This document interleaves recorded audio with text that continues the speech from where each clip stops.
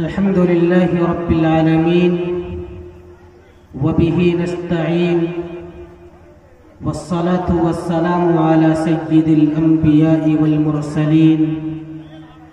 وعلى آله وأصحابه أجمعين أما بعد.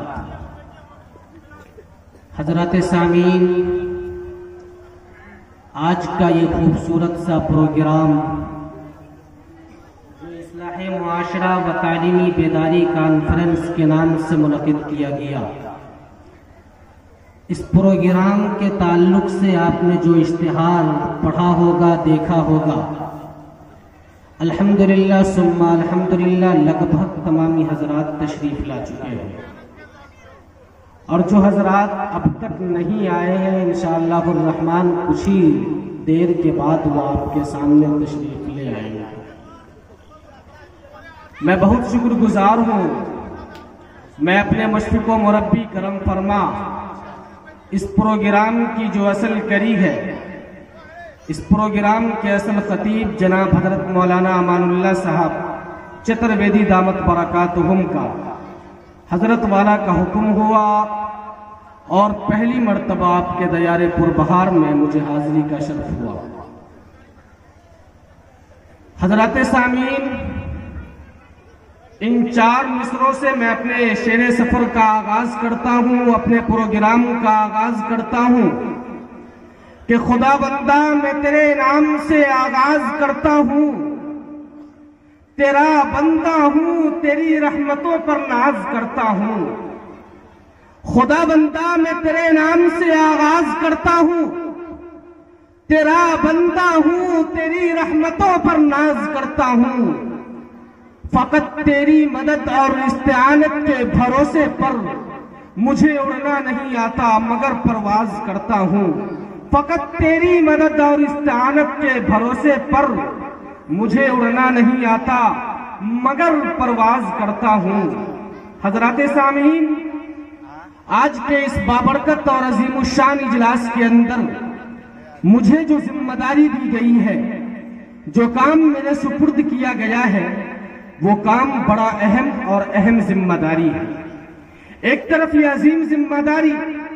تو دوسری جانب اپنی کم علمی اور نااہلی کی نگہداری. لیکن چونکہ بڑوں کا حکم ہے اور بڑوں کا حکم بھی بڑا ہوا کرتا ہے، جس کی تعمیل ضروری ہونے کے ساتھ ساتھ بہت سے فوائد کا حامل بھی ہوا کرتی ہے، لہٰذا انہی کے حکم کو عملی جامہ پہنانے کے لیے ہی میں آپ حضرات کے روبرو ہونے کی ہمت جٹا پایا ہوں، اور خداوند قدوس سے ان الفاظ کے ساتھ دعا گو ہوں کہ ملامت میں نہ گھر جاؤں، خجالت سے نہ مر جاؤں. ملامت میں نہ گھر جاؤں، خجالت سے نہ مر جاؤں. خدا میری زبان کو تو فصاحت دے، بلاغت دے. آمین. دوستو، یوں تو شب و روز جلسے اور جلوس ہوا کرتے ہیں، محفلیں اور مجلسیں سجا کرتی ہیں، لیکن ہر محفل کی بات ایک جیسی نہیں ہوتی. کوئی محفل دنیا بھر کی بکواس پر منحصر ہوتی ہے، تو کہیں بے حیائی کا اعلان مظاہرہ کیا جاتا ہے، کہیں اردو کا شمع روشن کیا جاتا ہے، تو کہیں قوالی کی صدائیں بلند کی جاتی ہے، کہیں عرس اور میلہ لگایا جاتا ہے، تو کہیں ڈھول اور تاشے بجائے جاتے ہیں. لیکن ویسی محفلیں اکثر عیش پرست لوگوں کی ہوا کرتی ہے. ان محفلوں کا دینی محفلوں سے کوئی واسطہ نہیں ہوتا، ان مجلسوں کا دینی مجلسوں سے کوئی واسطہ نہیں ہوتا. آئیے میں آپ کو بتلاتا ہوں کہ دینی محفل کسے کہتے ہیں، دینی مجلس کسے کہتے ہیں. دینی محفل تو اسے کہا جاتا ہے جس میں قرآن و حدیث کی باتیں ہو رہی ہو. دینی جلسے تو اسے کہا جاتا ہے جس میں اللہ اور اس کے رسول کی باتیں ہو رہی ہو. دینی اجتماع تو اسے کہا جاتا ہے جس میں آنے والوں کو تہذیب و تمدن کے موتی، اخلاق و کردار کے خوشبودار پھول، حیا و پاک دامنی کا درس اور امن و امان کا پیغام دیا جاتا ہے. جہاں علماء دین کی قربت و صحبت ملتی ہو، اکابرین و اولیاء کی زیارت نصیب ہوتی ہو، ایمانی تراوت حاصل ہوتی ہو، قلبی راحت نصیب ہوتی ہو،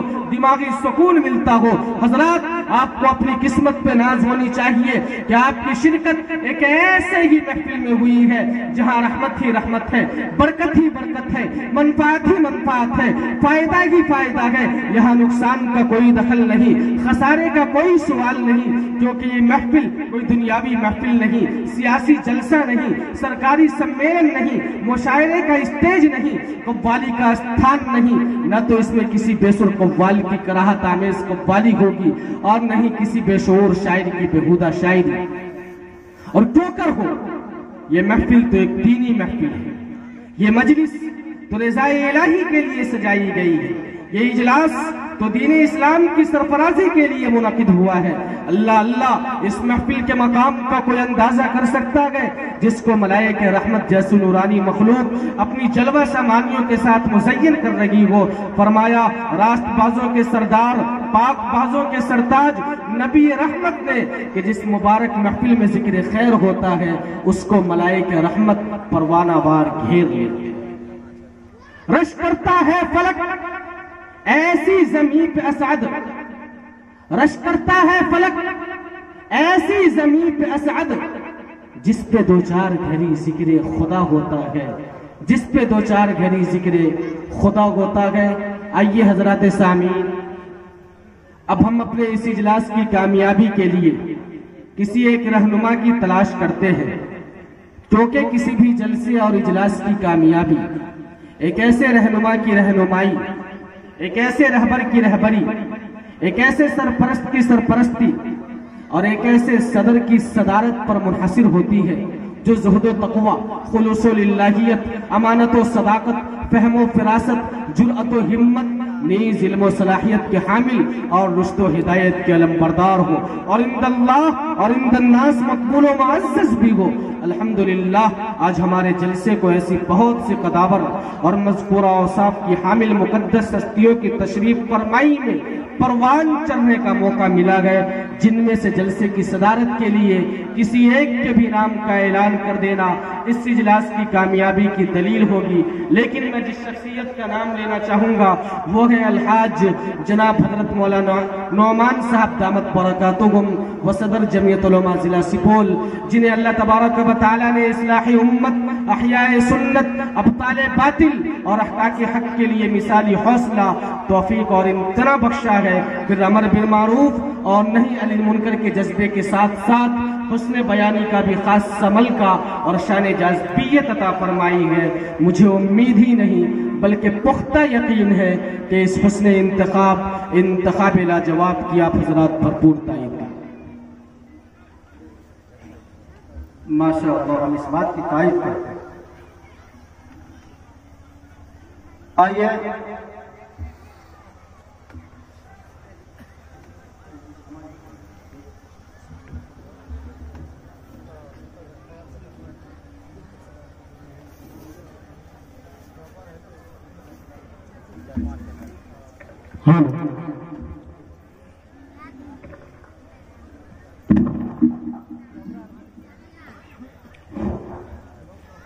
ماشاءاللہ، جزاک اللہ۔ حضرات سامعین،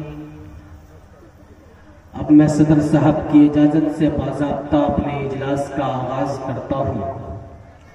تو آئیے سب سے پہلے خدائے پاک کے اس پاک کلام کی پاکیزہ آیتوں سے برکت حاصل کریں، جس کا ہر حرف، ہر لفظ، ہر نقطہ، ہر سکون اپنے اندر برکتوں کے خزانے سموئے ہوئے ہیں، جس کی برکت سے انسان کو انسانیت ملی، شیطان کی شیطانیت میں کمی آئی، چمستان عالم میں توحید کی بہار آئی، گلستان ارض میں وحدانیت کا رنگ چھا گیا، دھرتی پر ایمانی فضا قائم ہوئی،